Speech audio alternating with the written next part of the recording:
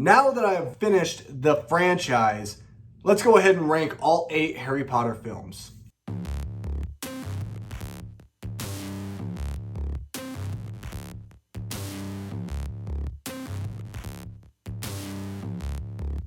In this video, I will be ranking every single Harry Potter film. Now, this does not include the sequel franchise, Fantastic Beasts. I don't want to include them in here. I have seen both films, but I just want to keep this strictly about Harry Potter. If you enjoy this type of content, consider hitting that subscribe button down below and letting me know in the comment section where you would rank each of these films. And if you could do so, please drop a like. It would definitely mean a lot. Anyway, let's get this ranking started with my number 8, the bottom of the list, Harry Potter and the Chamber of Secrets. I think the length of this movie really weighs this movie down because even though there are a lot of cool construction points of this movie and a lot of building blocks, especially learning a little bit more about Voldemort and really about his past as Tom Riddle, this movie just feels almost dry. And again, it's because of that bloated runtime. It doesn't service the film.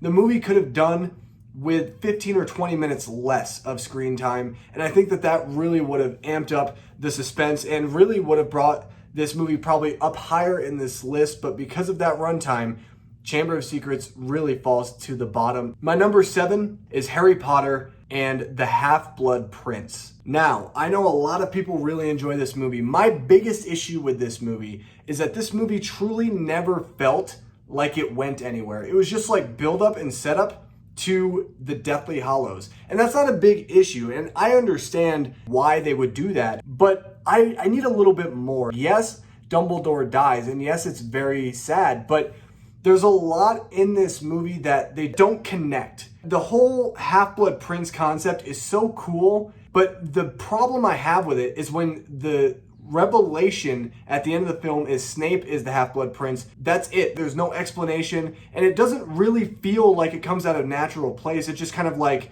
oh, we gotta reveal at the end who the Half-Blood Prince is. Oh, here's the answer to who the Half-Blood Prince is. You kind of just forget about it and don't really care. You like move on. I wish that they would have dug a little bit more deeper into more backstory for Snape. I know that they try to a little bit in other films, but like this movie was really Snape's film, and it just felt like Alan Rickman as Snape was just really on the back burner. And I think that that's a huge mistake and definitely something that they didn't take advantage of. My number 6 is Harry Potter and the Goblet of Fire. This movie's fun. When I was a kid, I loved the action in this film. I think the problem with this movie is the pacing. The movie takes a while to really establish itself. It really is slow at the beginning. And yes, you get introduced to Robert Pattinson's character. Yes, his death is impactful in a way, but like you kind of don't care because you barely know this character. Like you've only seen the underlyings of this character, and this character doesn't necessarily feel like a good person. Like he's kind of a jerk in a way. He's like that popular cool kid that like when people are making fun of Harry or they're despising Harry, he's just kind of like laughing about it. And so I don't feel like his character's sympathetic when his death happens. It doesn't really hit me. And I never really felt the true gravitas of the ending. I do like the third act. I think the third act is the best part of this film. It's still a really good film, and I do think Goblet of Fire still holds up. It has some pacing issues. Number 5 is Harry Potter and the Sorcerer's Stone. I really genuinely like this film. I was very surprised. I actually thought that this movie would probably be lower in the list once I actually watched this movie again for the first time in years. And I gotta say, this movie's great. Yes, it borrows a lot, obviously, from the book, and it's really that kind of film adaptation from a direct novel without really finding its own identity, but it doesn't need to be that. Like, this movie really sets up the entire franchise. You get to see this entire world of Hogwarts before your eyes, which is vast, it's beautiful, and I even think the CGI still holds up to this day. I love Daniel Radcliffe's portrayal as Harry in this film. I think it's the most pure, the most authentic, and the most innocent. I love the camaraderie at Hogwarts, and this is the only movie where it feels like they take you into the Hogwarts experience the entire time, and you get to see what it's like being a wizard or witch studying at this amazing academy, and you get jealous. You're like, why wasn't I invited? My number 4 is Harry Potter and the Order of the Phoenix. This is one that I missed. originally. I only saw probably like 15, 20 minutes of this film and I kind of checked out years ago. And I'm so happy that I gave this movie a chance. This is one of the better films in the franchise. It is a little slow, but I think it actually plays to its favor of it being slow. I love this idea of Dumbledore's army being created. I love the fact that we actually get to see like Ron and Harry grow up a lot more in this film, especially in terms of like dating and really trying to find themselves. I just think that this movie has a very unique identity. And this is really where it felt like the movie kind of got out of the YA aspect. This is the movie that really defines, I think, what the Harry Potter movies have become. Imelda Staunton might be one of the best actresses ever. The way she plays Dolores Umbridge, you hate her so much, but that's what makes it so fun. Daniel Radcliffe even said that he was kind of burnt out by the franchise, but once they were shooting Order of the Phoenix, he said Imelda Staunton made this movie so fun. And I believe him because, man, is her performance incredible. You hate this woman so much. You want her to die. You want her to get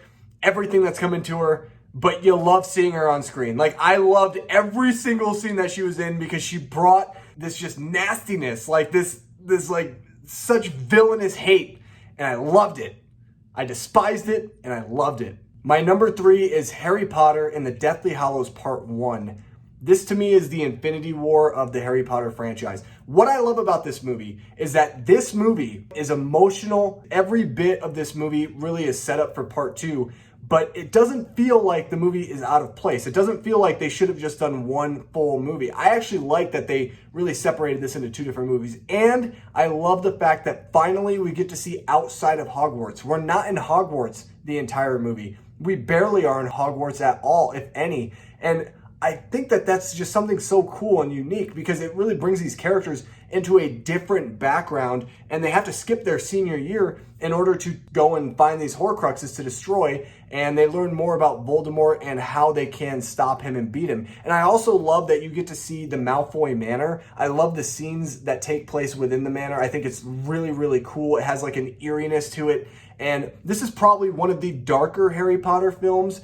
And I love it for that because it really shows that there's some bleakness in this world. Characters that you love, like Dobby and like Hedwig, they die. And it's so sad, but it's necessary because you have to see what the actual stakes are. It really adds to the impact of how emotionally invested you are for Part 2 of the Deathly Hallows, which was to follow this movie. My number 2 is Harry Potter and the Prisoner of Azkaban. This for years has been my number 1, and I love this movie. This is the movie that really shook the Harry Potter franchise and turned it upside down. This showed what a Harry Potter movie should be because it is fast-paced. There's a lot of action, and really things actually fall in place a lot more naturally, and it doesn't feel like it's just written from a book. It finds its way to flush out details, but it's kind of quick in the pacing where you never feel like the movie drags on. This movie also introduces a couple characters that I love. Sirius Black,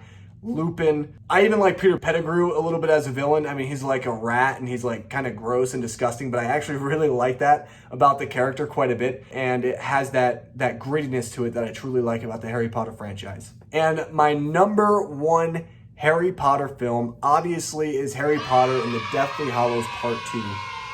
Look, I love epic movies, and this is the most epic Harry Potter film that we've ever gotten and will ever get. Because here's the thing about this movie, okay? This movie has everything I like.